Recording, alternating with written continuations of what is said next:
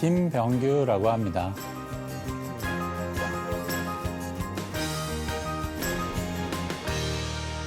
오늘의 강의 주제는 플라스틱인데요.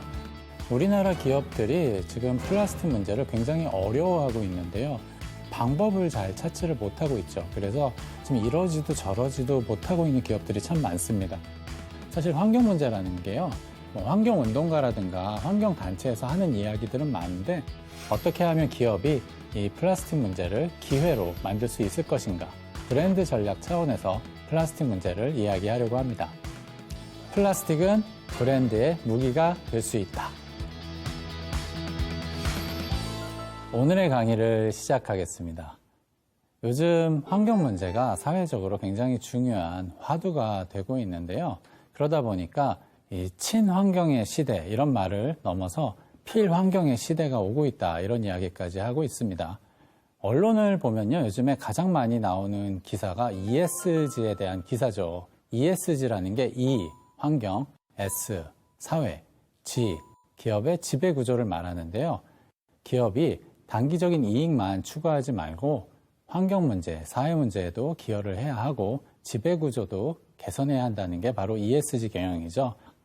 그만큼 요즘 환경 문제가 기업 경영의 가장 중요한 목표 가운데 하나가 돼야 한다라고 보고 있는 것이죠.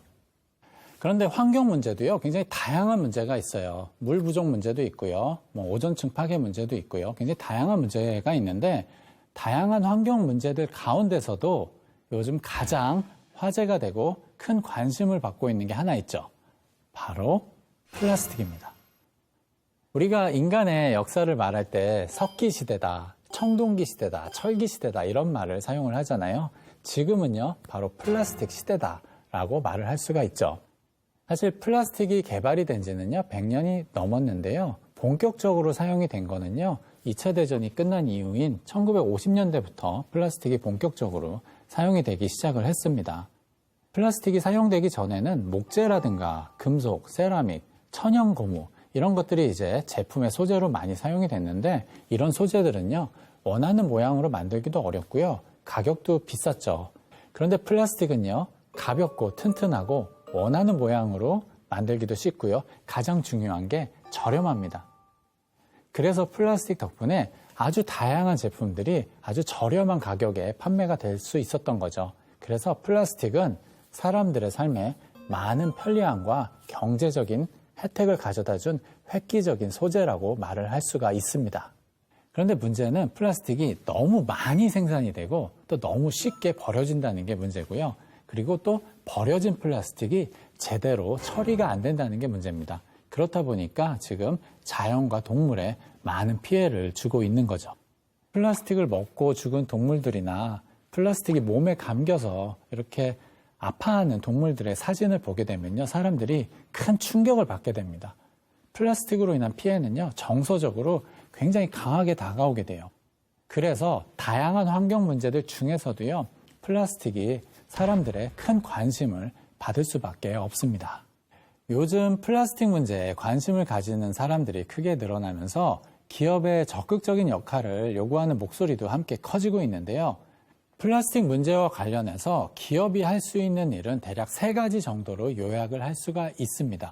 첫 번째는 reduce, 플라스틱 사용을 줄이는 거고요. 두 번째는 replace, 대체재를 사용을 하는 거고요. 세 번째는 reuse, 재사용을 하는 겁니다.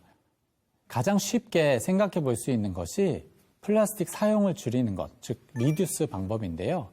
요즘 환경단체들이 기업 앞에 가서 시위를 굉장히 많이 해요. 그래서 식품회사라든가 화장품회사라든가 이런 곳 앞에 가가지고 플라스틱 사용을 줄여달라는 그런 시위를 많이 하고 있고요. 소비자들도 SNS를 통해서 기업에게 플라스틱 사용을 줄여달라는 요청을 직접 하고 있습니다. 그런데 많은 플라스틱을 사용해서 제품을 만드는 제조기업 입장에서는요, 이런 움직임이 굉장히 부담스러울 수밖에 없어요. 사실 모든 사람들이 환경 문제에 깊은 관심을 가지고 있는 것은 아니기 때문에 제품에서 막상 플라스틱을 없애거나 줄이게 되면요, 제품의 편의성이 훼손이 되고 유통 과정에서 파손이 되는 일이 발생을 하죠. 그러면은 고객 불만이 제기가 되고요, 매출이 떨어지는 일이 발생을 합니다. 그렇다 보니까 요즘 많은 기업이요, 사실 이러지도 저러지도 못하는 상황에 놓이는 경우가 참 많습니다. 두 번째 방법으로 리플레이스, 대체 소재 사용을 고려를 해볼 수가 있는데요.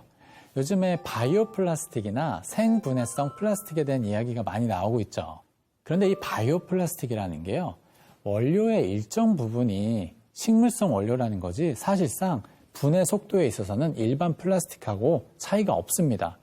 오히려 이 바이오 플라스틱이 토양과 물을 산성화시킨다는 비판도 있습니다. 그래서 바이오 플라스틱은 아직은 대체제가 되기가 어렵고요. 현재까지 개발된 생분해성 플라스틱도요, 특정 온도와 습도에서만 분해되는 그런 특징이 있습니다. 게다가 이 생분해성 플라스틱이요, 재활용 과정에서 다른 플라스틱과 함께 섞여서 재활용이 되면요, 오히려 재활용 플라스틱의 품질을 떨어뜨린다는 치명적인 단점도 가지고 있습니다. 그래서 유엔 환경계획의 과학자들도요, 바이오 플라스틱이나 생분해성 플라스틱은요, 아직은 해결책이 될 수 없다고 말을 하고 있습니다. 그 얘기는 기업 입장에서는 사실상 현재 플라스틱을 대체할 만한 마땅한 소재가 없다는 것을 의미를 하는 것이죠. 세 번째로 리유즈, 재사용 시스템을 고려해 볼 수가 있는데요. 재사용 시스템이라는 건요, 하나의 용기를요, 반복해서 재사용하는 것을 말을 해요. 지금 세계 곳곳에서 재사용 시스템이 시험이 지금 이루어지고 있는데요. 사실 이런 재사용 시스템이요, 플라스틱 폐기물의 발생을 줄일 수 있는 아주 획기적이고 좋은 시스템이긴 한데요. 그런데 현실적으로 작동하기에는 이 역시 한계가 있습니다. 사실 텀블러가 대표적인 재사용 시스템이라고 볼 수가 있는데, 텀블러 하나 들고 다니는 것은 어렵지가 않아요. 저도 매일 가방에 텀블러 하나를 들고 다니는데요. 그런데 재사용 시스템이 실제로 작동하고 환경보호에 효과를 발휘하기 위해서는요, 우리가 구입하는 모든 다양한 제품에 대해서 재사용 용기가 사용이 돼야 되겠죠. 가령 마트에 갈 때 쌀 용기, 세제 용기, 비누 용기, 반찬 용기, 이런 것들을 다 개별적으로 들고 다녀야 하는데요. 이런 것은 정말 엄청난 노력이 필요한 일입니다. 그래서 재사용 시스템이라는 것도 사실 이론적으로는 너무 좋은 이야기지만 현실적으로 정착이 되기에는 조금 어려운 부분이 있습니다.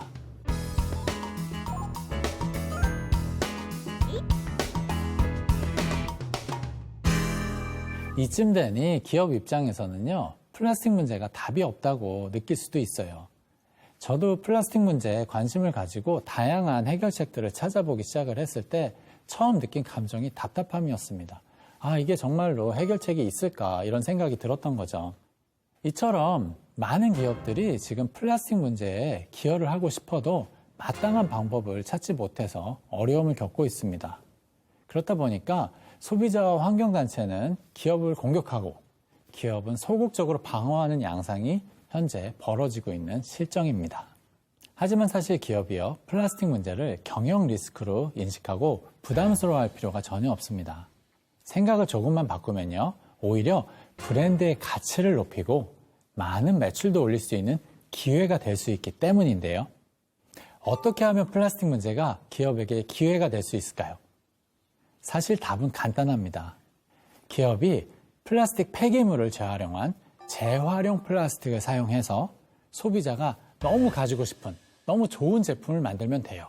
이렇게 하면 소비자들은 자신이 원하는 제품을 그냥 자연스럽게 소비하면서도 플라스틱 폐기물의 수거와 재활용에 기여할 수 있기 때문입니다.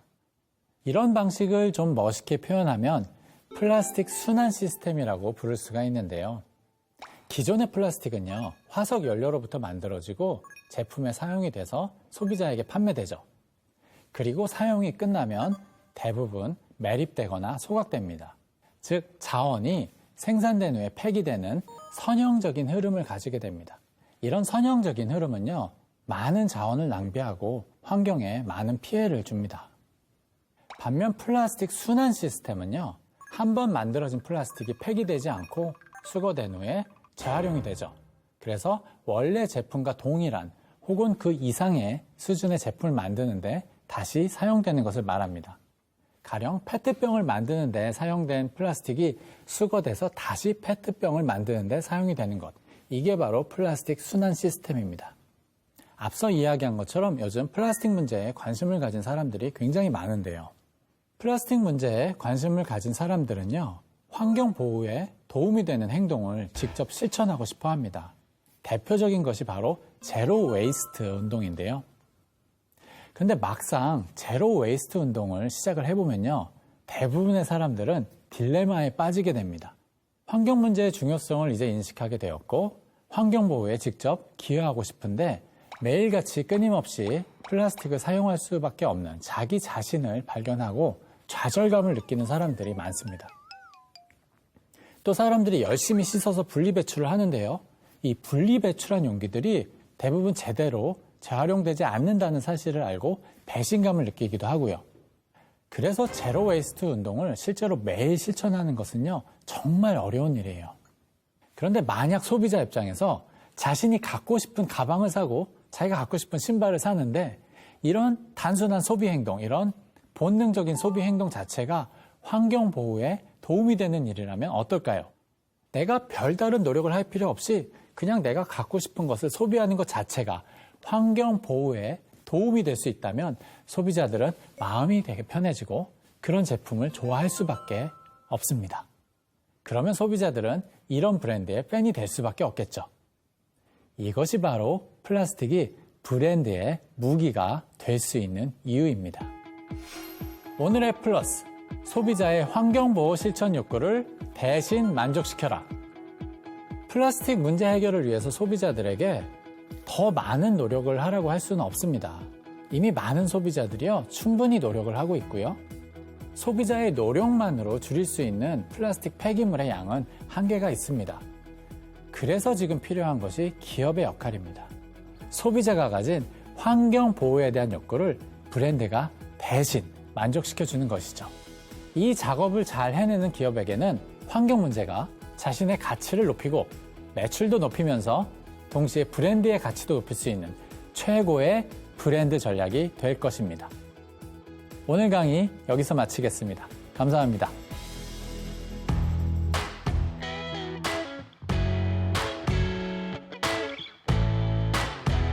It's like I never loved you, like I was never gonna